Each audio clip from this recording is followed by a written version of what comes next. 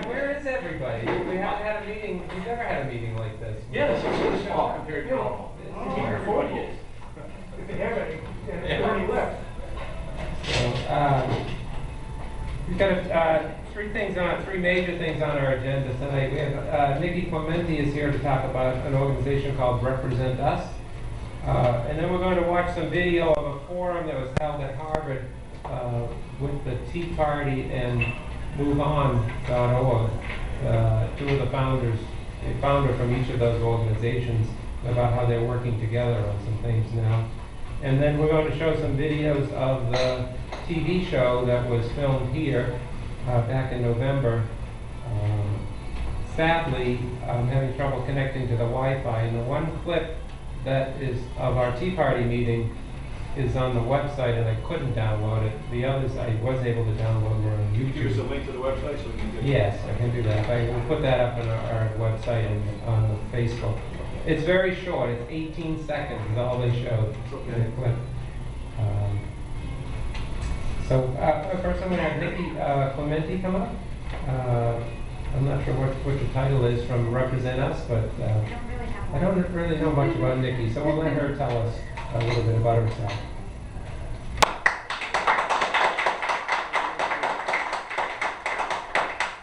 Thank you very much.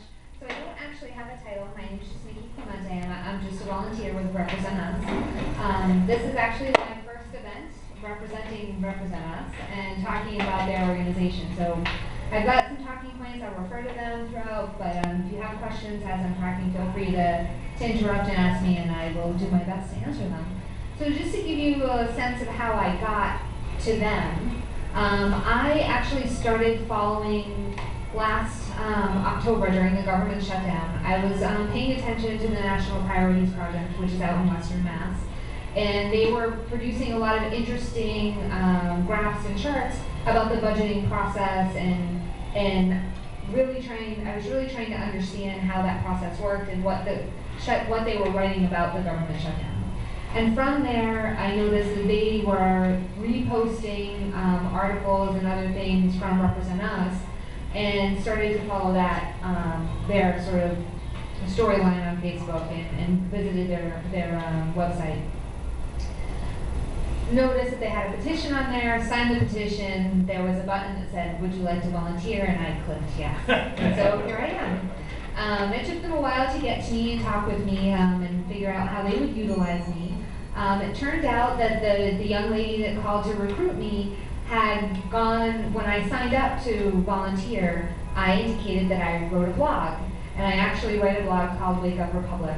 And in that blog I had talked about Represent Us, I had talked about Wolfpack, which is another organization that does something similar, and was just sort of discussing that. And she and I started talking about those ideas, and that sort of progressed to, well, what do you want to do for us? And I said, well, I would happily go out and talk to groups like this, or volunteer however I can in the time that I have in order to help you guys get your message out, because it's a message that I also believe in and think is important to get people talking about, which is what sort of motivates my blogging and the meetup groups that I run for the Wake Up Republic. I brought some invitations for my next meetup group, which is in June, so I've got them on the table over there. Feel free to take them if you're interested. But that's sort of how I ended up here with you guys. So just to sort of get us into talking about Represent Us and what they're trying to accomplish, they actually have a plan. And they're primarily focused on basically getting corruption out of the political system. And by that, they're specifically looking at the big money influence on the political process. And looking at that from really two perspectives. They sort of break down elections into two groups. There's the funders, and then there's we the people, those of us sitting in this room. So the funders, they really look at, well, the funders have the first election, right, the conventions, where all the big money goes in and helps decide who is going to actually run for at the national level, and even at the local level we have conventions in order to determine who's going to be the primary candidate. So that's the first election. Then that person goes before the rest of us and we have an opportunity to vote for them. But the decision's already been made by those major funders who's going to have enough money to run for an election. And it turns out when you look at that data and you look at the numbers, 93% of the time the person with the most money wins. Right there tells you that money generally does all the talking in our electoral process. When you go and talk to groups like you, or just talking to people on the street, 92% of people want to reduce the influence of money in political elections. And 97% of people would support strong anti-corruption legislation. Of course, the bad news story is 91% of people think there's absolutely nothing that can be done. They just sort of, yes, I agree, we want to get money out of politics, and then they shake their head and say, there's nothing I can do, there's nothing we can do to change this. And that's where Represent Us really wants to change that attitude and that perspective and say, well, there are things that we can do, there are things that we can get involved in, and that's sort of how I end up here, is because I also believe that together we can actually accomplish something. There's two kinds of corruption, so I just want to kind of talk about that a little bit. There's the illegal corruption. There's the quid pro quo type of activity. That's not what Represent Us is talking about. They're talking about the kind of corruption that is basically legal and permitted by the way our system is structured. That's the gift-based bribery and something they term it extortion. So gift-based bribery is essentially where the organizations, the people with money, give the money to the elected officials that they want to have in office that are in tune with their causes. And one example of that is just something near and dear to my heart, the NFL.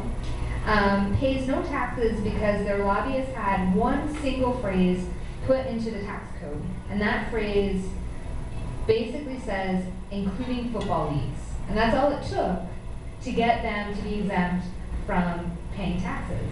Because their lobbyists had enough money and had enough clout and had the right people elected in order to insert that into the tax code.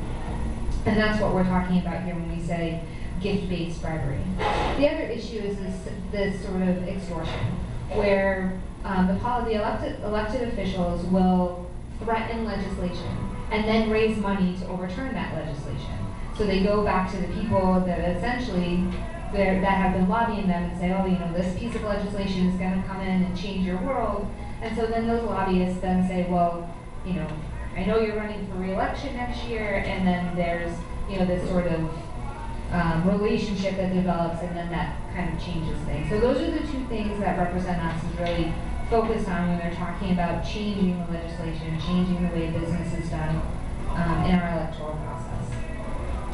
So one of the things that a lot of people tend to get lost in, and where you get that 91% is there's nothing I can do about that, or why does this matter to me, is really, if you think about the impact that this money has on our process. I mean, one of the, and I know this is probably near and dear to your heart, is the size of the government and how large the government is and how big the bureaucracy is. Well, why would the government ever choose to reduce itself? What incentive do they have to do that when they know that there's a lot of money in making sure that they have a larger government and a lot of legislation being passed, right? So that's one issue. The other issue is looking at the national debt. So you have all of this corruption, you have all of these relationships, all these tax breaks, the bailouts, things of that. Well, that increases our national debt. That increases, a lot of what we've been facing in the economy over the last several years. So these have some direct impacts, not just on specific legislation and sectors, but overall on how we all are impacted by the way our government works and how that affects the economy, and the trickle-down effect of how it affects our everyday lives. There's two solutions. There are a number of groups. I mentioned Wolfpack earlier. I also volunteer for them. They are focused on basically passing a constitutional amendment. They're working on a 28th Amendment that would basically help to overturn Citizens United, McCutcheon, and all those things in order to focus on getting it codified into law that way to an amendment. That's hard work. You have to get 2/3 of states to agree. And then you have to have a constitutional convention, and someone has to write the amendment, and then, it needs to be passed. That is a very difficult and arduous process. The other option is a legislative option, and that's what Represent Us is focused on. So their plan in doing that is really a five-step approach. And I have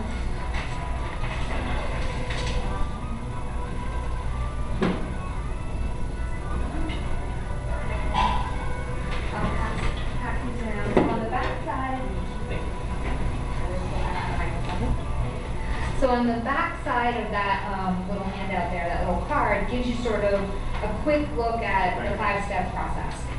So the first step was creating a legislative solution to target corruption. And that was writing the American Anti-Corruption Act. The American Anti-Corruption Act has 10 provisions that most people think of as fixing stuff that should already be illegal. And that, I have another card for that.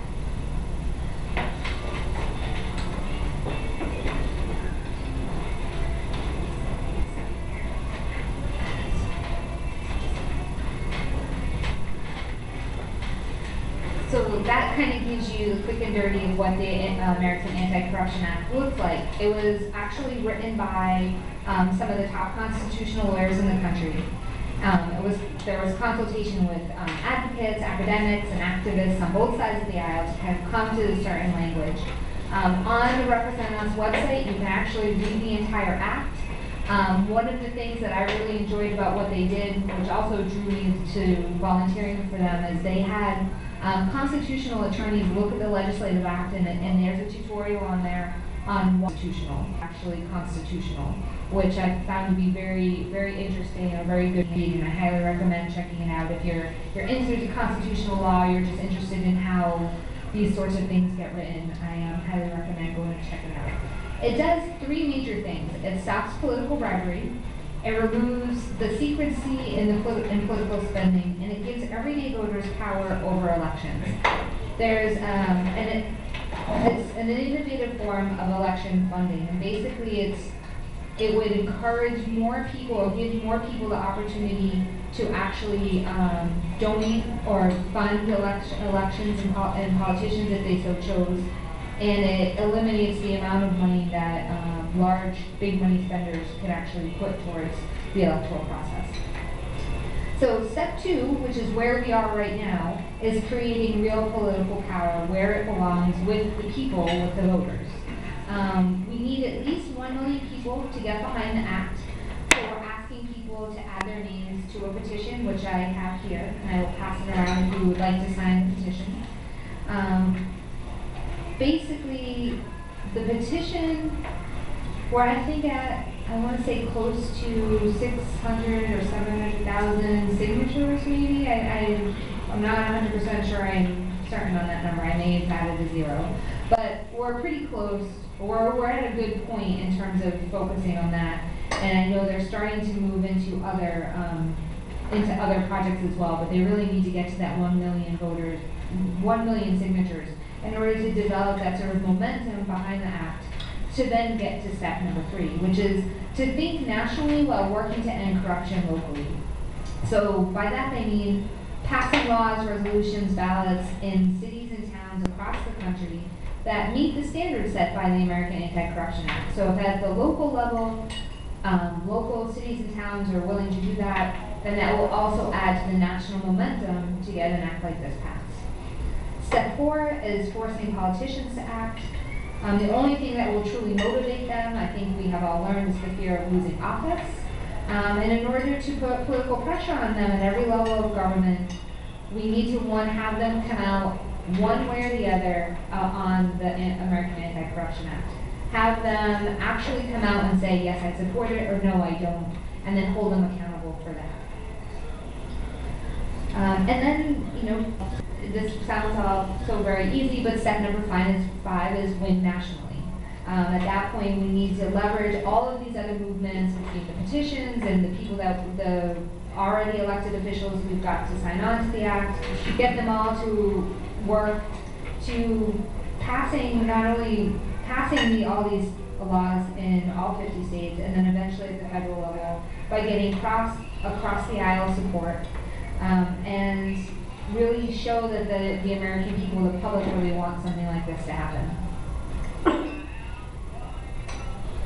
And that's pretty much what Represent Us is working on. So they've already got the act written. Like I said, you can go to the website and you can read through the whole verbiage of the act, see how attorneys have analyzed it.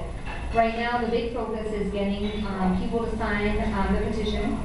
And then from there, they're already working on a project. I think it's Project 435, and basically working in all 435 districts to get elected individuals to actually come out and take a stand on this particular legislation, whether or not they would support it, and then moving forward from there in terms of getting laws passed at the state and local level, and then hopefully moving forward with that to push it all the way up to the national level.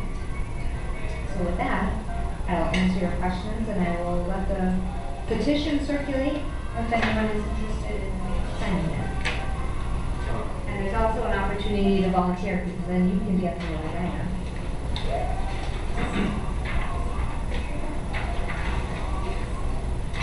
I'm not clear about this. All Americans can donate their $100 tax rebate. Is there, what are the contribution limits that are imposed by this act? And what does the tax rebate actually mean? So the act itself, I dropped something. Too many pieces of paper in my hand at once.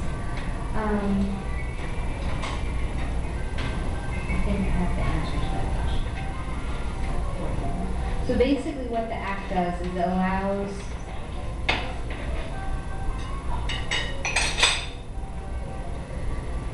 it creates a biannual $100 tax rebate that then used to make individuals can use to make a contribution to a federal candidate, a political party, or political committee. The candidates and the groups and political groups would be eligible for these funds if they agree to a set of contribution limits. So if the groups themselves agree to contribution limits, they will only accept money from small donors giving $500 or less a year. Other groups abiding by the limits and the tax rebate themselves. So essentially, if you chose not to use that $100 rebate, then that's just the $100 in your pocket.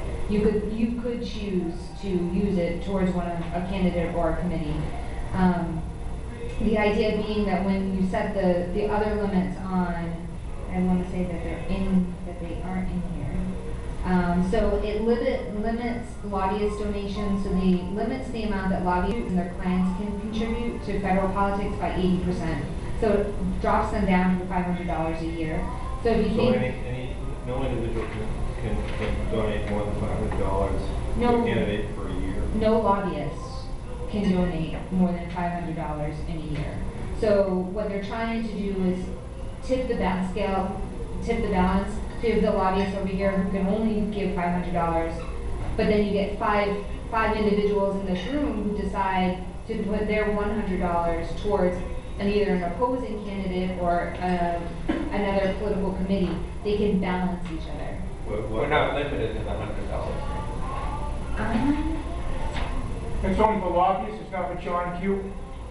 I'm not sure. I have to, let me kind of, that question I'm not sure of. I know for the lobbyists Because you were saying that this would counteract Citizens United, which I think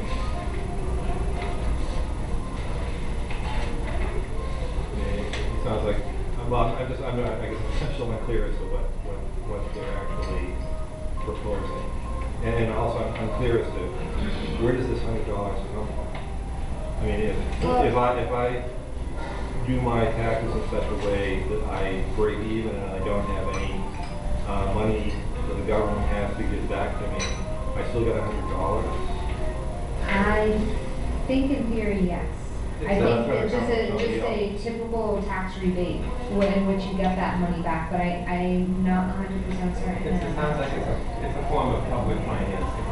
Yeah. It A is. portion of it is So public. you're taking some people's tax dollars to give to other people to donate to. Which is not much different than what we have now. The difference is that up until 2008, the candidates, I think, mostly abided by those limits. And then Barack Obama actually decided, no, we're not going by those limits, and decided to have unlimited contributions, and that's when things blew up, and we had all this money pouring in. I'm confused. First of all, I get nervous anytime I hear campaign finance reform. To me, it usually involves some limitation on the First Amendment, and so it makes me nervous. Although when I look at these, most of these seem like common sense things. Some of them I don't know what they are. Those are probably the ones I would be concerned with. But what's the House cooling off period and the Senate cooling off period? To be allowed to become a lobbyist. Oh, after you Yeah. leave the House. I mean, to me, that's like, that's right. that's a common sense thing. Yeah. Most And of then- these I don't think I would have trouble with. Some of them I have to think about bunglers. Bunglers, yeah, maybe we should know who they are.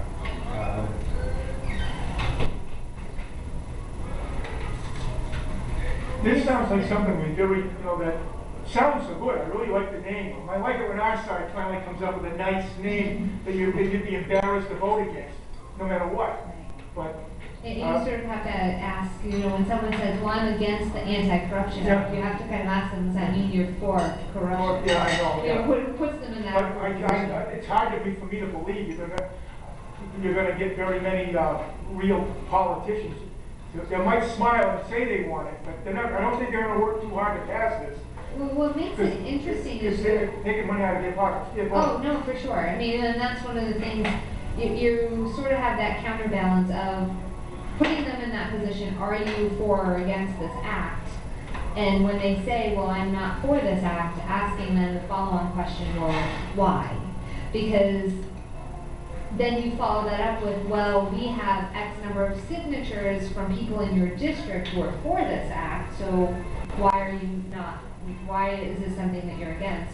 And threatening them with the fact that, well, we have all these people, what the ultimate goal is, by raising awareness, coming out to talk to different groups, getting the petition out there, having a great website that's very user-friendly, is not just generating that momentum, but making it an issue. I mean, midterm elections are coming up, and what they're really focused on doing is getting it to be a primary electoral issue, and getting enough people talking about it and asking about it, even if someone, let's say you're not 100% sold on the act, but the next time you talk to your representative, you say, hey, I heard about this Anti-Corruption Act, what do you think about it?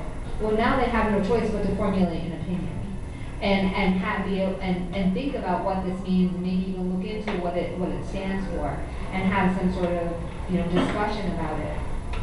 So you have this sort of multi-pronged approach in order to get people more engaged on the issue. That should generate some momentum to keep it on the agenda. I think there are enough people upset about Citizens United and McCutcheon that it's starting to get that kind of momentum. Excuse me. First, many of the people in this room are in favor of Citizens United. I myself am a big fan of that, and I'm really not a fan of giving people $100 not to be involved in politics. Well, the $100 is the $100. The hope being that they would then donate it to. Obviously, you can't force them to donate it to a party. But you're giving somebody $100. Right. I mean, You're it's giving a somebody tax $100, and I can donate it to a politician, or I can buy my kid the new iPad. Right. Plus, Which wins in my world is pretty simple. or fix the dentures, or put a muffler on the car, Be or careful now, we have a couple of people looking for money here. Yeah, but you know what I mean. I give you money that, rather than eat, you understand? Yeah, but I was just gonna say, you're absolutely right, money wins elections. It takes money to deliver a message. Mail doesn't come out for free, TV ads, commercials, people don't volunteer. You get some volunteers, but ultimately you have to have an organization. So it takes money to win elections. But what I'm a little scared of is that if you're an incumbent, like let's say you're hypothetically running against a 20-year incumbent who has a bankroll because he's built it up over 20 years of say $50,000, and it's going to take like $75,000 to win a race. And there's a law of diminishing returns. So you could put $250,000 in. It's not going to make that much more of a difference. After you hit that $75,000 to get your mail out. Isn't he starting at a huge advantage, like a road race? He's starting at mile 5, and I'm starting at mile 0. And if you limit the contributions for people, I'll never be able to catch up. Do you understand what I mean? I'm concerned about that because if we had term limits or something, these guys couldn't be in there forever. They couldn't have leadership posts, but we don't, and they just stay in there forever. They say, polar beverages, we got this bottle bill coming out, and then polar beverages pays off their people to stop the bottle bill, and then they laugh, and then they do it again next cycle. And they just keep piling on the money. Yeah, I would have liked to have seen to add to this.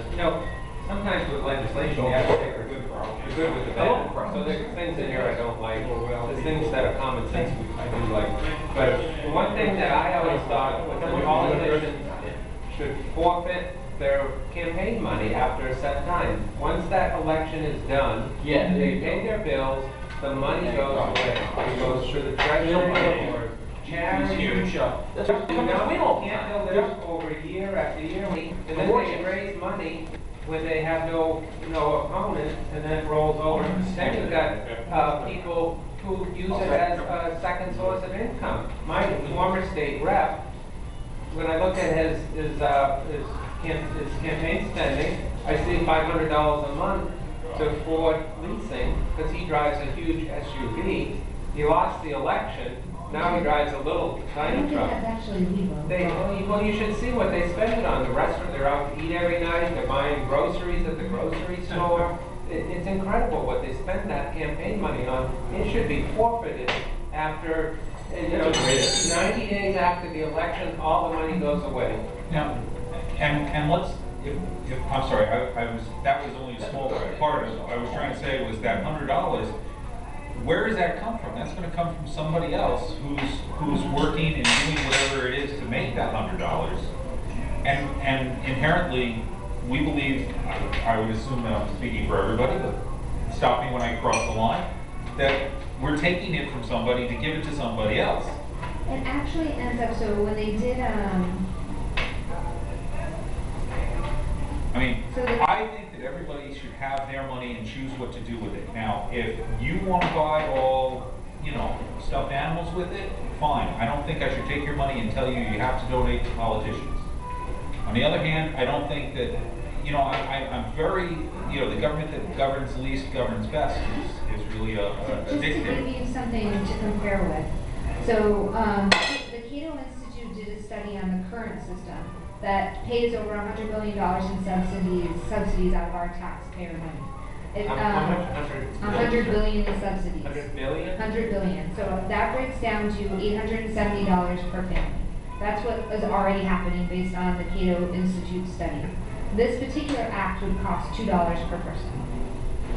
So in comparative, what we're already paying out in subsidies, which, yes, to your point, it's coming out of hardworking people's money. This would only cost $2 per person. First of all, I want to thank you for the presentation and for standing up here in front of what appears to be both a positive but also somewhat confrontational audience. My question is, has this bill been submitted by anyone? Does it have a house number? Does it have any? No. So the first part was getting the second part getting the petition signed to be able to go to national level leaders and say, we have the support of these people in order to get this presented in Congress. My understanding, and I'm novice at this, so thank you for hearing me, may understand the process much better than I do. Don't you need to just have one rep who has the bill and he or she takes it in. Traditionally, you have like there's a primary and a secondary. It's helpful to have two people put it forward. True, but what I'm saying is that the reason I'm asking this is because if it actually is, if it gets a number and it's on the congressional record, or however they do that, then you have something to which to go to your representative and say, well, what do you think? I don't agree with all of the points here, but I do think that there are some very good points in here. And so from my standpoint, the value of this is that it does provide a foundation upon which to discuss a number of ideas with our own individual representatives. I do have reservations about several of these things, especially the idea that we're just using the IRS system essentially to be what it is, a strong arm, to take money away from somebody else and give to somebody else for somebody else's purpose. And so if you understand the objection to that, I think many of us here have, you can understand where we're coming from.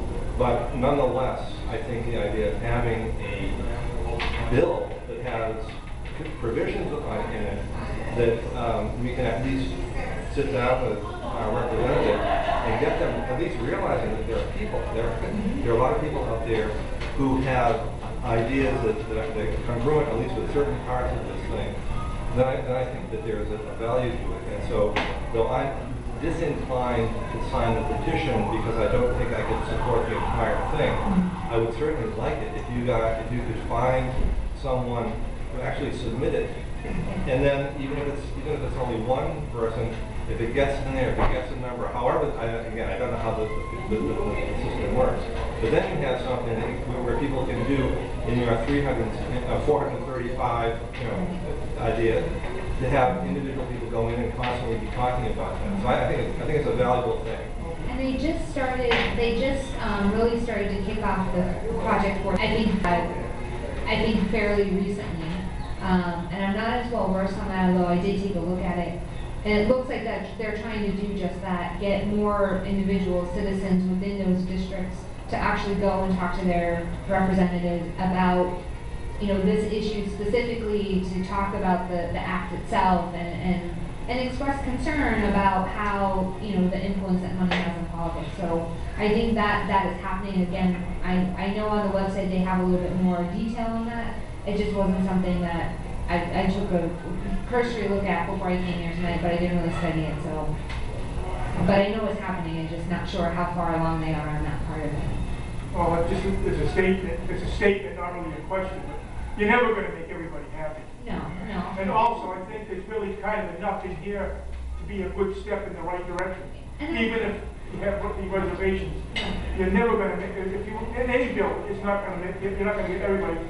So this would be a good step. It's a step. It's one step, and I think that's the, one of the things I sort of learned. I had some of the representatives, people come to one of my meetup group meetings last week, and I think one of the things I learned from listening to them is that they're really looking to have everyone who's concerned about the way the government is functioning right now, and have these kinds of dialogues. And they realize that there are a lot of other people also working on this issue from different angles. And that I think they see the positive outcome in that people will start talking about it, and there will be movement in some direction in order to address it. And even for myself as a volunteer, I volunteer for them, I volunteer for Wolfpack, two very different perspectives on how to address this particular issue. And for me personally, it's more about raising the awareness and getting the dialogue to happen, and have people actually talk to their neighbors about it, and talk to their representatives, and have this sort of general understanding that it's happening and that it needs to be addressed. So to your point, I think I would also agree. I don't agree with everything that's in the act, but I think it's a great place to start. Just like I think the idea of having a 28th Amendment is a very interesting concept for someone who has studied, the Constitution. Which one of these will ultimately end up working in the end, to me, matters very little. I think at the end of the day that something needs to change. Particular concern and interest to me, which is why I'm here.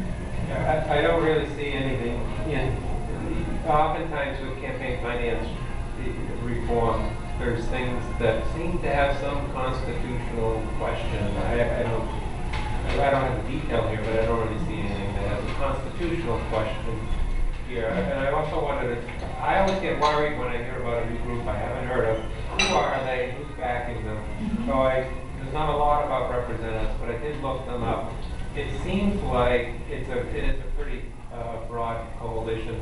Seems like a lot of former Bush administration officials, along with some Democrats, some Tea Parties actually, and some Occupy Wall Street. So it really does seem like it's a coalition of groups that started this organization.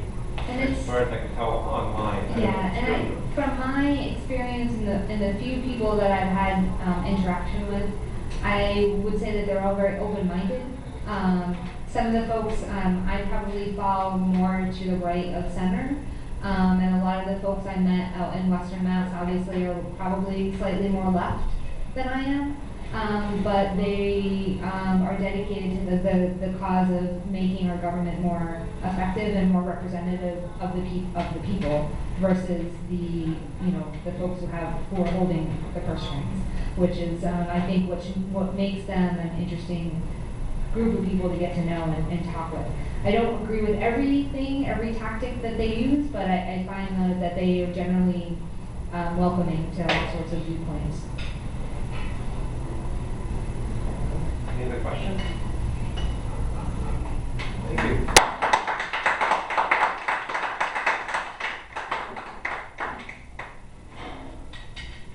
How do you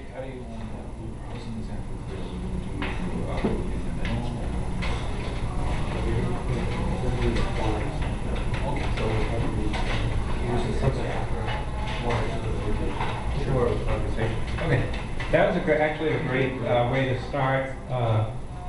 It's kind of the theme of the night, which is looking at coalitions and finding areas where we can agree with people we normally wouldn't agree with.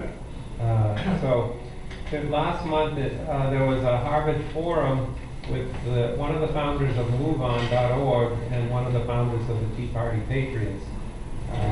Blades, it was Joan Blades, she was co-founder of MoveOn, and another group called Moms Rising, and Mark Meckler, who was one of the founders, too close to that I guess, one of the founders of Tea Party Patriots and co-founder of Citizens for Self-Governance.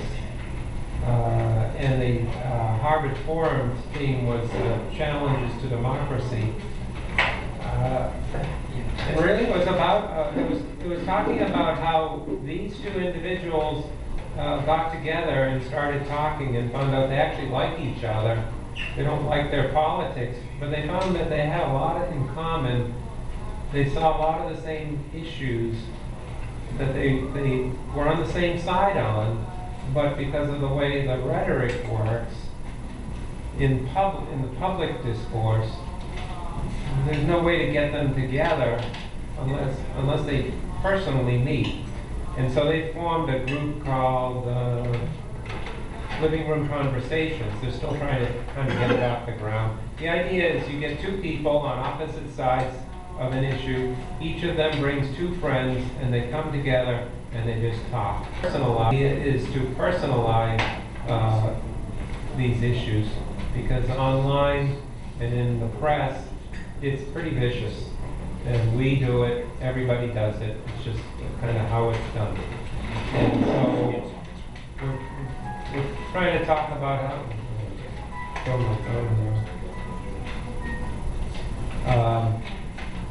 So what I wanted to do is show some clips from the forum and then just have a little conversation after each clip. It's kind of dry, I have to admit. The forum was about 1 hour. But I think that they bring up some points that are worth discussing, especially when we look at something like what Nikki's brought. There are probably areas where we can agree with our opponents. We've done that with the NDAA. This week, well, in the past 2 weeks, we brought our NDAA resolution to 3 town meetings. We failed at 2 and we won at 1. We won in Rutland, and we lost in Hudson, and Dudley. Narrowly lost. Narrowly lost in Hudson. I don't know what happened in Dudley yet. So, I'm going to show the first. I have a conversation. You want to have a quick after that, or I can quickly go to the second clip. Give me a second to get that started.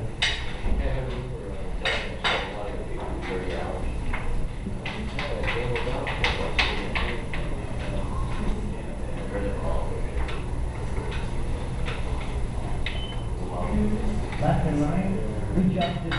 Yeah, and we're gonna get the, right and three, Oh, okay. 5 and a half, right? It's a lot. This rule will be back there. I can't get this right. That's like that. That's good, Matt. Okay. Kill Chris's light. We're going to kill his video, though.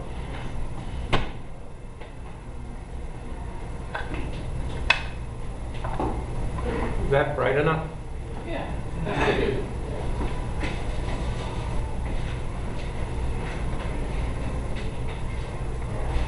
This is about 3 minutes, I think, the first one.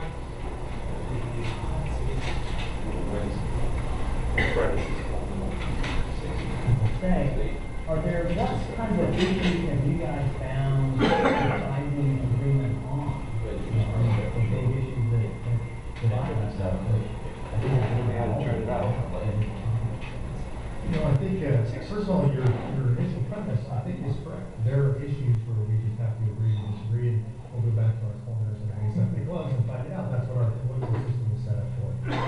There are a lot of other issues where that's not the case. So I think one of the fundamental ones going on is I think this intersection of big business and big government is not healthy for the citizens of this country, except for maybe those that are personally benefiting financially from it.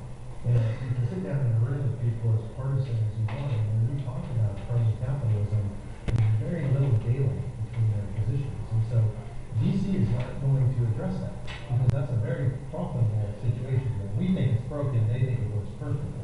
So it's going to be up to people like Joan and I and everybody here and all the citizens to figure out how to address this problem. Well, that was the first time I invited him to my house to have a conversation about crony capitalism with two of his friends. Living room conversation structures, two friends each invite two friends. So it's a very small, intimate conversation. And I admit, I was investing for a week ahead of time to make sure, you know. I brought baked goods. No, I brought baked goods. I was very harmless. And really good coffee cake, much like great coffee. So, but what we discovered when we sat down together, much to my relief, I really liked him. And I really liked his friends. And when we talked about the issues of crony capitalism, we found there was a huge amount of agreement on the issues of lynching in prison, war on drugs is a failure, gun-use evidence-based practices for dealing with people that are in prison. And in the last year, I've been investigating that, and it's true. And it goes, you know, I can't find much dispute about that. We have a prison industrial complex coupled with prison agreements that are helping nothing's changed. So my question is, now that I've discovered this, can we, as you know, citizens on left and right together, make that change? And I haven't got the answer yet, but I think it's time to dig in and see what we can do. But that's just one. I agree, that's a fundamental area of agreement. No matter who, it doesn't matter who you're talking to. If you sit in front of any audience, and I practice this, you know, I speak in front of progressive and liberal audiences and conservative audiences, I always ask the question, who in the room thinks we have the best criminal justice system in the world, and the long run with tremendous success? So you guys put the rating on. So no matter where I go, you guys might be Tea Partiers, because it's the same in Tea Partiers. So if that's the case, if we as citizens, the great majority of us, by the way, I haven't found one person who raised their hand and says it's all good. So if we all feel that way, then why do we have the status quo like we had it for so long? Because somebody's profiting from that. Because the system as set up is working for somebody, just not the average citizen.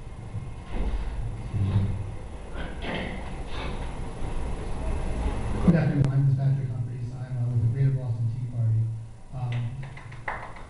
We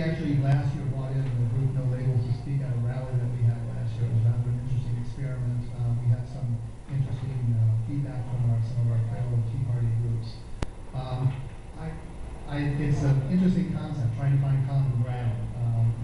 You sound like you're able to come up with a few areas, but Mark, you sound like you're talking about citizen solutions, where things are working towards looking at what founders really believe is what our founders really believed in and worked for. And I think that's part of the team. I'm thinking that Joan, on the other hand, is thinking more along the lines that there are big governance solutions that really need to happen. The power needs to be, things need to come from the top down. You see things like that in Common Core right now, something that's being regulated in the state of Massachusetts. So I guess, and you also talk about crony capitalism, which I know that we always, a lot of times people from the quote unquote left always are kind of anti-government. But I never hear even, I was kind of curious why you're not anti-corporate. Anti-corporate, right. I mean, crony capitalism is wrong. I hate it when it's being done by the left or by the right, by the Republicans or the Democrats. It's just wrong. And right now, I'm actually seeing quite a bit of that going on right now. It's phenomenal. It seems like crony capitalism is off the charts right now. So I guess part of my question is, why isn't one part of your focus on government transparency, good governance, getting corruption out of government? Because that is something that is off the charts now that I see, and I think that would be something that people could agree upon and work for. It seems like it's rampant at all levels.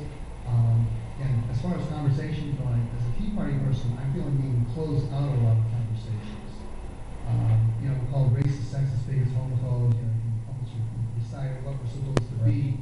And the message of that is really, shut up, go away. And I think that really dissolves the political discourse that's going on in this country.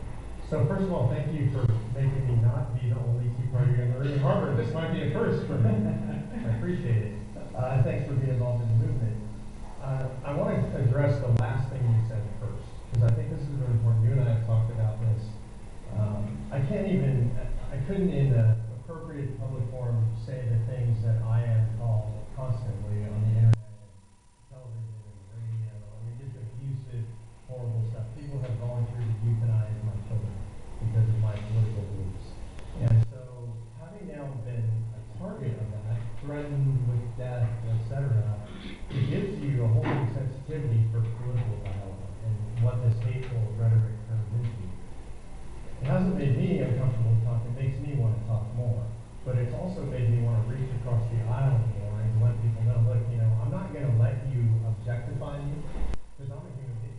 And I have an 18-year-old son who's enrolling in the Marines, and I'm a 15-year-old daughter who's a high school freshman. That humanity is the most important thing that we can give to each other. The idea that these are not your enemies. These are not people you should hate. These are not people you should objectify and vilify. And Joan and I have become good friends. She's a great mom. I know about her kids. I know she plays soccer.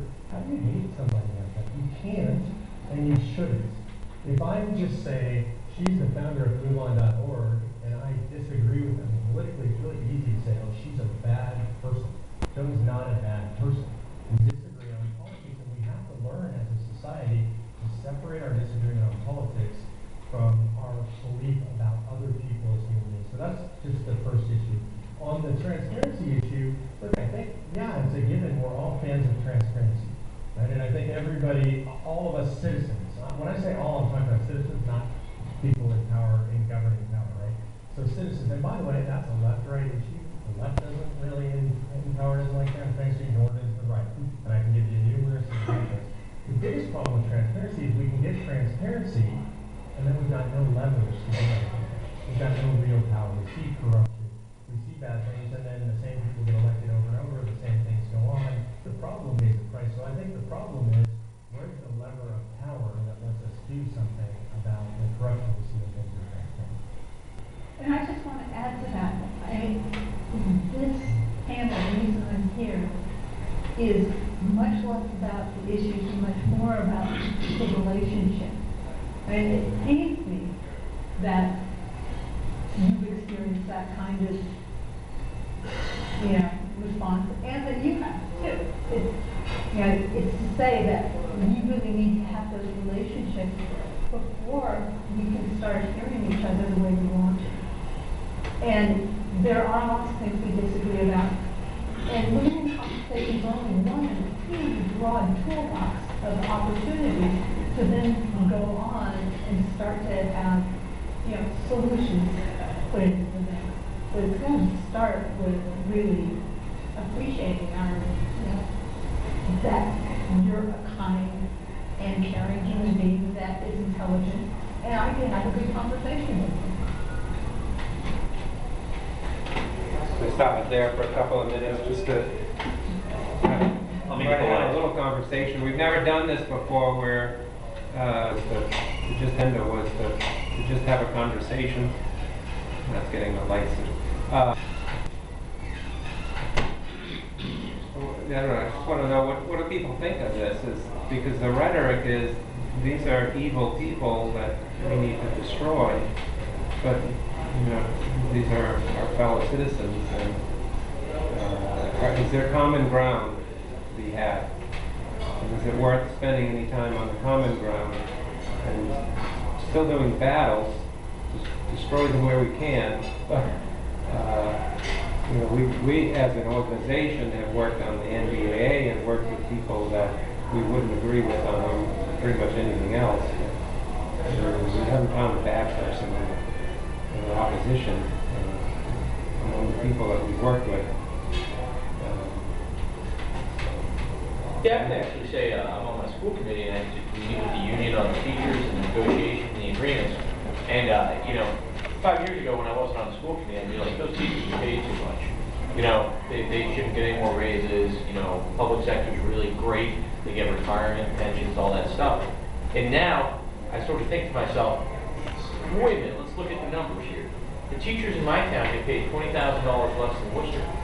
Our town gets $1,300 per kid. Worcester gets $8,000 per kid. So our town sends all this money to Boston, and it never trickles back down to our town. And it starts getting me to see things from a different perspective. And so now the teachers are with me. Boston's not delivering.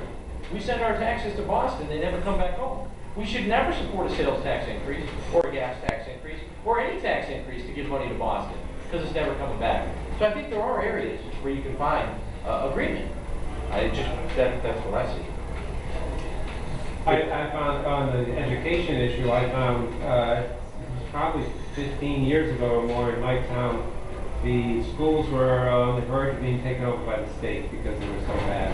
And so the state gives you a corrective action plan, and so we had to have these citizen task force. And so I was on that task force. And the very first meeting, it opened my eyes to what teachers had to go through, what they were living with day to day, and I realized whatever's wrong with our education system has nothing to do with the teachers. It has everything to do with the system. And I'm constantly online. People are bashing teachers. I try to drive that into them, and it's very hard to convince people it's not the teachers. They're in a broken system. And we need to fix it. I try to tell everybody it's not Democrats, it's the Democrat leadership. It's not teachers, it's the leadership. It always came up there. The regular people like us, they pay their mortgages, they want their kids to get good education. It's the leadership that put money in their pockets and stuffing it all the way along. That's the problem.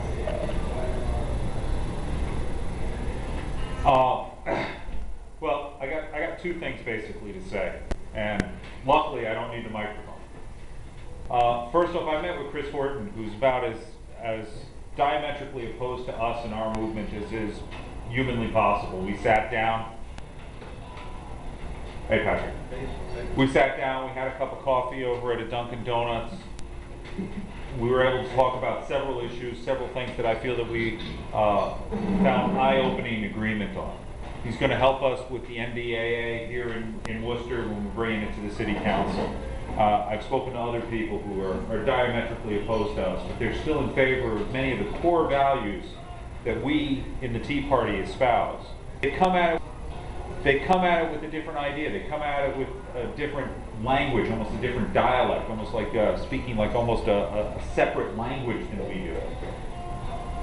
But that doesn't mean that we have to give up our core principles to be able to make connection with these people, because our core principles are our core humanity.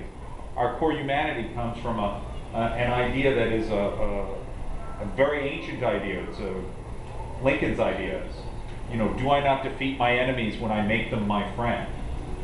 You know, if we find areas of agreement, if we find things that we can do, that we can work together, then we win. Every time we win, we are better off because we are winning. That's why I'm asking people to support us with the Wiffle Ball Classic. It's all a big joke.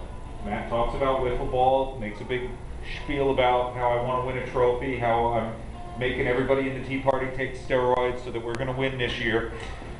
And we're donating a little bit of money, and we're showing up. When we show up, we shake hands with the firemen. We show up, we shake hands with the politicians. We show up, we shake hands with the people who the rest of the year then say, geez, those guys are crazy Nazi Klansmen.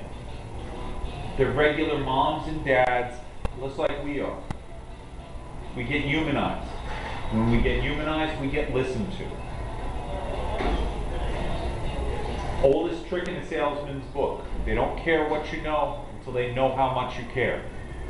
Through the Wiffle Ball Classic, what we're doing next Friday morning at 6 o'clock in the morning, if you guys have an opportunity to show up, we're moving forward on everything else because of that. That's why I'm able to meet with these people. That's why they take me seriously when I talk about the NDAA, or I call up, the RMV and complain about these sales tax rises, and I talk to the people at the Telegram, and they send somebody down to do a report on this because we're moving forward on all these issues. Nobody knows these things until we get these things into the broad media. We can't get these things into the broad media while people in the broad media don't think we're even really, normal. They think we're tinfoil hat Nazis. That's why this is such a critical step forward for us. Patrick, you missed, we just showed a video with you in it. We were doing the Harvard Forum. So I tried the clip of you asking the question. Because the topic is about common ground, finding common ground with our, quote, enemies. And, it was very interesting. After that meeting, there were several people who actually came up to me and said, kind of like, oh my goodness, there's actually a Tea Party person here. And while I was kind of curious about some of their premises, a few of them said, let's get together. I haven't heard from them at all, but some of these open conversation things, because the point of my question had been essentially the Tea Party person who's was one of the founder members. Mark had been one of the founders of Tea Party Patriots, was talking about how the Tea Party sees things as looking at local solutions, and that smaller government is better and local solutions are best. And part of my question was to the woman, the founder of one of the founders of org was, well, how do you talk about looking for common solutions? Because typically, I'm assuming that most of your solutions, the way you look at things, is that larger government and non-local resolution of issues is the way to go. I didn't really get too much of an answer to that. no, she didn't seem to answer the question. It was an interesting forum, although it was interesting. Mark actually did go on about how he said he had been threatened, his family, etc., which was very interesting. And then the lady said, because they were friends, and she said, "Oh my goodness, I didn't realize that you had gone through those things," and she kind of felt bad about everything. I mean, they were generally friends, and I think she generally felt bad about it. And again, it's very important to put a human face on these things. Yeah. Well, I remember a couple of years ago, Jim McGovern had a forum at Clark on his, I don't know what the name, he's got some kind of constitutional amendment, corporations are not people, something like that. So a bunch of us, well, maybe 6 or 8 of us went there as Tea Partiers. There were probably 150 people, and then us few Tea Partiers lined up. And so we all lined up to ask questions. And I just asked some questions. I said, well, what about this? What about that? And afterwards, several people came up and said, gee, I never thought about that. I never thought about those issues. And it just helps to show up and ask questions. And touch base on the movement. Helps ask questions, especially if they're there. I did try to go to the R&B thing tonight. I got there at 7:05. They're supposed to be going till late. Bye-bye. They were all gone. Really? Yes. Yeah. Public comment period only goes so long after normal shutting down hours, I guess. Well, we did go on Tuesday night. We went to the R&B hearing, and it was we gave them an earful, and Worcester should be proud of what we told the CFO. Several of us got up and spoke, and they're trying to justify they need more fees so that they can afford to collect the fees. Is what they're doing. And one thing, Matt talked about how it's like he's talking a different language. What is it? Chris Horton. What is his name from the Chris Horton. Chris. And I just heard a podcast from an author who had written a book about political rhetoric. And he talked about what the different political perspectives, how they view things. So progressives always view things as it's the oppressed versus the oppressors. That's all, it's the big corporations versus the little, the workers. That's a big thing. Conservatives always view things as the barbarians against civilization. And libertarians view it as liberty versus coercion or tyranny. And that's the problem, is when we're trying to talk to these people, they are talking a different language. They're interested in different, they look at it a different way. I think that's a big part of the reason we can't really come to agreement. Well, in the few clips that we've had, the major topic was crony capitalism. And they both said that they agreed that there was barely any daylight between them. But if you were there, did they define what they meant by crony capitalism? Because I can easily see two different, very different perspectives, but using the same term, and that may be this thing we're talking about. They really didn't define crony capitalism too well, because actually when I got up or when I was asking my question, I brought up Solyndra, of course, and some of the green energy crony capitalism aspect of things. And I granted the fact that we're libertarians, Tea Party people, etc., are definitely all against things like any business bailouts or business subsidies, etc. And I did put forward to the question, and that kind of goes to what you were mentioning, is that I was trying to relate to their level that they always seem to be against big business, but I was curious as to why they never saw the evils of big government, because I think that's what I think the way we view things is that the big government is the real evil, and it's unanswerable. Businesses can fail, well, except for when the government bails them out.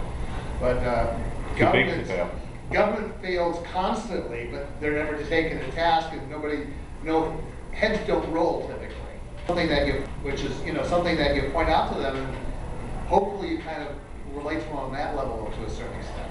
I would put forward that a working definition of crony capitalism that we do not apply and we should apply is a direct line of corruption. Is like Timothy Geithner. He was making $200,000 a year as the Secretary of the Treasury. Now he makes $200,000 per speech. He's made already over $1 million this year, having to talk very much like the talk that Nikki had here. Shows up, has a little meal, talks, collects a $200,000. Well, Nikki didn't get a $200,000. Did you get her a check? I didn't cut her a check. Get a glass of water. Yeah, and then gone. Now that's only because he was Treasury Secretary. That's because of that basically he's being bribed after the fact for what he did, not before. Not the quid pro quo that we're used to, give you money and then you do something, but you do something and then you get money for it. The difference isn't that much. It's crony capitalism. There should be, and this isn't one of the things that Nikki talked about, but it is in other areas. They are talking about a period for cooling off period for specifically like this. You have to be removed from the government for a certain amount of years before you're able to engage in this. Well, it's Timothy Geithner, it's Hillary Clinton, it's people obviously who served in the Obama administration today, but yesterday it was people in the Republican administration of George Bush, just as well, just as lucrative, these speaking fees. Very much crony capitalism, very much a problem. Guarantee you it's not on the radar of the people at the Kennedy School of losing elections. So, do you want to watch another clip or two from that forum? Did you find it interesting? yeah, sure. We'll watch another. They're short. I would agree, John. The inherent anonymity of the internet causes people to behave poorly. And so, one of the things that made the Tea Party so successful, it really hasn't been written about much, is I always refer to the Tea Party as something that was in 2.0, and they went backwards. In other words, we got together online first, and all of us started to find each other online. What made the Tea Party work was, then we all got together in our communities, we met each other, we made tons of friends, and built permanent relationships, and it's that web of personal connection that really makes the Hi, my name is Max. I want to ask a question about what you were saying earlier about crony capitalism. And Mr. Meckler, I think I'm quoting you here. You said that you trust the American people if the process is in their control. But there are obviously a lot of institutional problems that essentially make it so the process is not in their control, or not nearly as much as it should be and as it has been in the past. And in particular, that relates to issues related to campaign finance that either directly or indirectly more or less lead to some forms of corruption. And those forms of corruption ultimately end up in activist institutions like your own on both the left and the right. The Koch brothers are major funders, for example, of the Tea Party, as well as of the Republican Party. So I don't personally see how these kind of major institutional challenges can be solved by something like limited conversations. So my question would be, what do you see as the strategy, as an actual strategy, to remove what economists might refer to as rent-seeking out of politics, so that there is in fact a more equitable distribution of voices or of power among the American people? So a couple of underlying premises I have to address for inaccuracies. You said the Kochs are major funders of the Tea Party. Well, as a guy who founded and led the largest national Tea Party organization in the nation, 3,200 chapters, 23 million members, we never saw a dime of Koch money. It was a grassroots organization. To be fair, Koch is a funder of Americans for Prosperity, which most Tea Partiers felt it's not a grassroots Tea Party organization. It was part of the establishment. It's based in Washington, D.C. So I just wanted to correct that underlying premise. I agree with you about the structural impediments. And that's really specifically what John and I are working on. For me personally, I think the way you fix the structural impediments is through an Article 5 amending convention for proposing amendments to the Constitution. I think this is really important. People need to speak on the structure of governance. The founders understood that the Constitution wasn't always going to be perfect. They didn't think it was perfect when they did it. They said that the people who came after them needed a way to speak to the structure again at some point in history. I think we're at that point in history that we need to speak to the structure of government. So I think that's a fundamental reform that needs to take place. There are people on the left who feel the same way for different reasons. Larry Lessig at Harvard Law believes in Article 5, and I just met with Larry before. I'm a big fan of Article 5 for totally different reasons. Him and campaign finance and means, size, and scope of governance.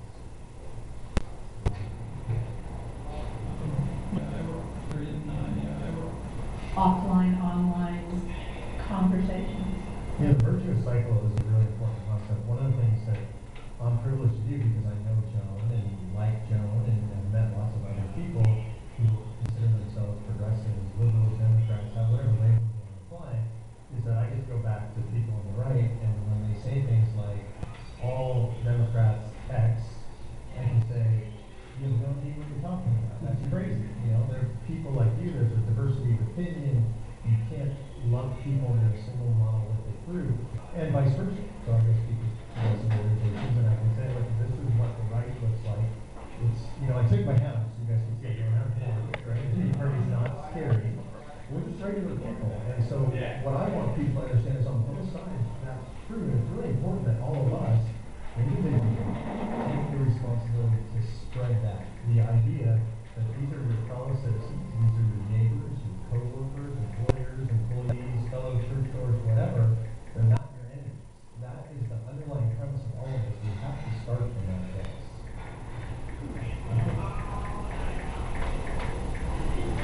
Fund is now fully petition driven. So move on is just helping members and petition to move on members. And that which is moving, we send to others. So, there's no one in charge that move on to this. This is what we're working on this week. It's our members that say, this is what we're working on this week. So if that becomes something that is a priority for move on members, if you wrote that petition and it worked, then that's what would happen. And, the Tea Party is the same, and this is something that I think people really struggle with because it doesn't fit the paradigm, right? The model is that there's a person in an office sitting behind a big desk, and maybe they sit in the conference room, and there's 6 or 7 people that all decide, okay, what do we do now? And what's the direction now? The Tea Party movement has never worked like that. It's citizens, and it's done by consensus, and I had people come to me when I was still national coordinator at Tea Party Takers, and they'd have an idea, and they'd call me up, write me an email, and say, you need to do this one thing, because that's the only thing that will save the nation. And if you don't do this, then you're wasting all your efforts. And I would always give the same response. They say every idea starts with a single patriot. It's up to you to spread that idea in the grassroots, and if we see it bubble up, like she's talking about, like it's got to come up, but it's got to get down from citizens, not down from somebody who's in charge. I mean, it's really remarkable what you just said, right? Because you could think, well, these consensus organizations where it's totally flat, that's all right, but they'll be small, right? But the interesting thing is your organizations are not small. They're some of the biggest organizations on the political scene right now. And, some people have looked at this, say it's because it's so flat, and it's not a guy in an office developing a strategy and telling everybody else what to do.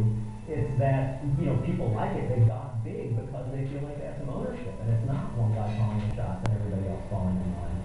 Just interesting to note that what you is a source of growth, not a small. People want to feel like they have something to say in things, and they don't. It's the funniest thing. I get political consultants or politicians telling me all the time, "Oh, you need to get the Tea Party to do X. You need them to support this or that person or this policy." And I just laugh because if somebody says that, they just have no clue what's going on. No, they don't get it all. It's really hard to explain it to them. They'll glaze over and they're like, yeah, I know, but if you would just tell them to do X. That's a good way to get hung, by the way. If you try and tell the Tea Party they have to do something. I'm assuming move on membership is the same. If somebody said, okay, now we're going to make all of you guys do this, or just be a rebellion. Well, nobody would do anything. Exactly. They would laugh at us. It's another kind of listening, right? Our job at Move On is to serve our members. And the better we listen, and that is something that's a priority for the whole Move On staff, is to listen well and help our members be effective. Yes, it's really interesting structurally. So, I know I'm Citizens for Self-Governance, we're a grassroots organization, and I look at almost all the emails. I can't read them all, but I try because I'm listening. Because if I don't do that, if I step back and I don't listen to those and I don't respond to those, then I don't really know what's going on. And then it becomes me, a guy behind the desk making the decisions. You have to have your ear to the ground, and I don't think the politicians really do it. That's kind of the problem. My name is Lisa. Let's.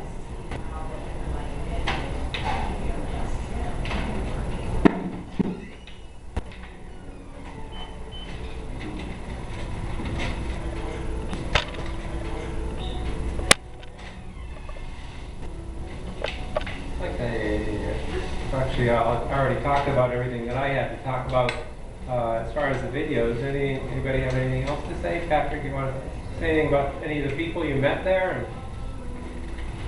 Well, it was interesting. There was a couple people. Rija, I think, was who had just started speaking there, was agreeing with me more or less. She was, I think, maybe ending the Pakistani and has, you know, was glad that I was there and was speaking up.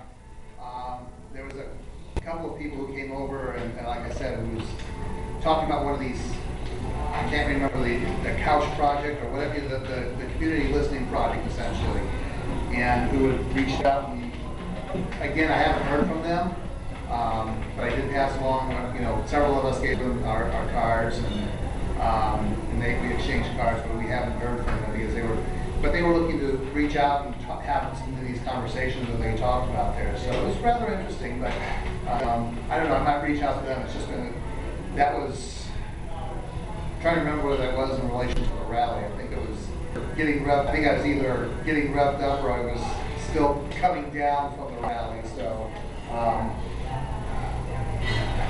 I kind of put that in the back of my mind. Yeah, and I think the concept of reaching out and talking, getting a personal relationship with people that we disagree with, isn't that we want to convince them to believe what we believe. Right. Because, like I said, they're talking a whole different language, and we can't convince them. They wouldn't convince us, and we won't convince them. But it Precisely. changes the rhetoric some, I think. And it's interesting too because I kind of got into an interesting conversation on the Free Justino Facebook page last night. There was Reverend Mahoney, who is their representative, the family's representative, that they've been going around and lobbying people. They reached out to Michelle Bachmann, and in speaking with Michelle Bachmann had like kind of stopped in the middle of the room, and after talking with them for a little bit, had broken into prayer. And prayed for Reverend Mahoney's work and the family. And they posted that picture, and there's a fair number of very religious people on that site. There's also some people who looking at, I'm sure most people's situation, and I'm sure most people are familiar with Christina Pelletier's situation. But just are looking at that situation and saying, my goodness, they should really be leaving her alone. But there was some people who kind of chimed in. I mentioned that I've met Michelle Bachmann a few times, and I was a Tea Party person, and related an experience or two about her. And a few people kind of broke in on the other side, like, I'm a socialist and I hate Michelle Bachmann, but maybe she is after all because she was, supporting a cause that I was supporting. And I was trying to make a point about, how I thought that more the people who were looking for less government control in their lives would be very supportive of the Justina situation, as opposed to those who see government as should be more, more involved in their lives, would be more accepting of Justina's situation, or the situation she's been thrust into, basically essentially kidnapped by the state of Massachusetts, and lost her children looking through the courts. So, everybody was trying to keep it civil, and the socialists did go off into economic theory a little bit, how we're going to solve the problems of the world through wealth redistribution, and I just try to keep it to limited government, people, government out of our lives, and if you keep it in simple terms about essentially freedom, that's how you see things, and that's a good start. I actually had gone to a wake this past weekend, and there was exceptionally liberal from Oregon was there, and we had an interesting conversation, and we presented either side, and she was challenging me on global warming. I was talking about how viewing freedom from government interference in our lives was one of the primary purposes of the Tea Party. I think she was able to relate and appreciate that, and we had a civil conversation. My daughter walked by and was going, oh boy, Dad's talking politics, and so there's another family relative, the daughter of the deceased, who walked by and said, oh my goodness, they're talking politics, but it was a very good civil conversation, and that's what you do, and that's of course many times we end up in these situations where where you're going to talk at a hearing or something where almost by the nature of the venue, there's a certain level of almost confrontation that's expected. I mean, you talk to people one-on-one, and it's just a conversation you strike up at work or something. It is a civil conversation you're having, and you try to not get to the confrontational aspect of it. You know, I say that to people I'm talking to all the time who will very readily throw Barack Hussein Obama. He's anti-Christian. I'm going. You start off a conversation like that, you're going to lose it. You're going to get a low information voter who's going to be 100% no information voter because he's not going to listen to you. He's going to walk away, see the tinfoil in your head, and step away, very carefully. And okay, and then you out and you've lost. Yeah. And you just reinforce his impression of a rabid Tea Party person. Right, and I think in this forum they talk about dog whistles. And words you use, and as soon as you use those words, they're done. Yes. Calamar, do not say ever again. He means the 9/11 and the White House. So I close my mouth. Next on the videos is watch the videos of the previews of the Almost Roy. But first I wanted to give a chance. Brad, did you want to say anything? I figure that the reason we have so many people not here tonight is because we're all out knocking doors for Brad and Jackie. So that's why they're not here. All I want to say is Jackie is running, and so am I, for state rep. And it is way harder than it looks. Your time is like the most critical thing. You're getting pulled in every direction. But if you know you're doing the right thing, and you've got a plan, you got a shot to make it happen. And I'm working my tail off. I'm sure Jackie is too. And I just really appreciate knowing that there are people behind us, maybe not monetarily, but just people behind us, because we're putting ourselves out there. And I guarantee you in October, there's going to be postcards with pictures of me feeding little dogs, or so. Just wanted to throw that out. I am having an event May 27th, which is Tuesday at Giuseppe's in Northborough. So if anybody wants to come from 6 to 8, great chance to hear Charlie Baker, myself, meet a lot of other people. So if you're interested, stop on by. Okay. So for those of you who are new, this gentleman left, so everybody's, I must be in the mention. The rule way in since he wasn't here for it, I'm sure. I'll just, since it's going to be a little back and everybody's talking, I'll make one little comment. And that is, all of the conversations about what goes on with all these different movements and everything is a testament to the country opportunities to have all voices heard through all kinds of avenues. I never thought in my lifetime I'd ever see the unions be under attack the way they are today. And receding to the point where they are. I can remember a time when the unions were almost omnipotent. And now we see places like Wisconsin, we see places like Detroit, they just went, non-union basically. Who would ever thought? And we've seen things like the civil rights movement change the entire nation's attitude towards race.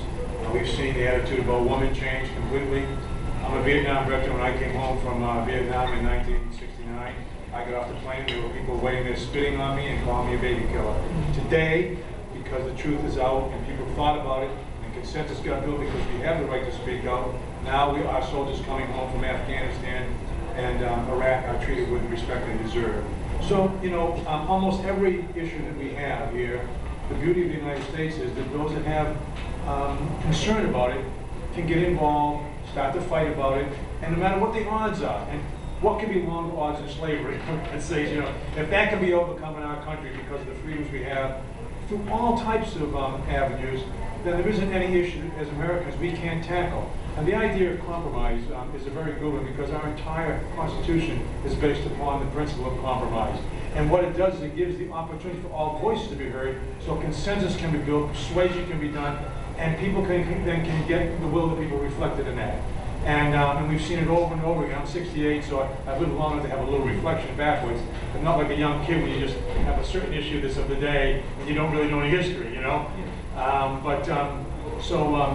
He's back, so I'll quit. But I just think this whole idea of the Tea Party is just another example of how great our nation is and how grateful we should be to be part of it, and how it reflects the greatness of the country on its principles. As a people, we're no better than any other people, but the principles and the mechanisms superior to anything ever invented, and we owe such a gratitude to our forefathers. And if any of you have never read the, I always want to say Pentagon Papers, the Federalist Papers, if you haven't read them, I thought I knew something about the Constitution until I read the Federalist Papers, and they're hard to slug through, but I guarantee you, the brilliance that is expressed in the Federal Papers, which was the defense of why we should ratify the Constitution, is absolutely, from a logic standpoint, overwhelming in its persuasiveness, and the historical knowledge that went into the opinions about it to back it up. I recommend it highly if you haven't done it. Thank you. So, did you want to say something, Jack? You want to get up? Okay. Gotta get used to it. Yeah, I know. I think most of you already know me. Jackie Costas, running for a state representative of Worcester District 13. I came to this country several times. 21 years ago, I met my husband. We established a family in Florida, and we moved to Worcester 18 years ago. The year 2008, I became a U.S. citizen. That I was very happy and excited to give my vote for the very first time. That was the year of the election of Barack Obama. I know every election is very important, but I think that one in particular, I thought at the beginning could change the path of this country if we don't pay attention, and the rest either can be irreversible. One of the things that I was amazed was that a lot of Americans ignore all those red flags of his character, ideology, and associations.